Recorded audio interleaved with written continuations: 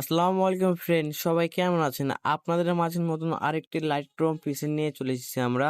আপনারা যারা পিসিটি নিতে চান অবশ্যই আমার হোয়াটসঅ্যাপ নাম্বারে যোগাযোগ করবেন। এই পিসিটি ফ্রি দেওয়া হবে না আজকে এই পিসিটি কিনে নিতে হবে। আপনারা যারা নিতে চান হোয়াটসঅ্যাপে যোগাযোগ করবেন। পিসিটির কত সুন্দর কালার আপনারা দেখতেই পাচ্ছেন।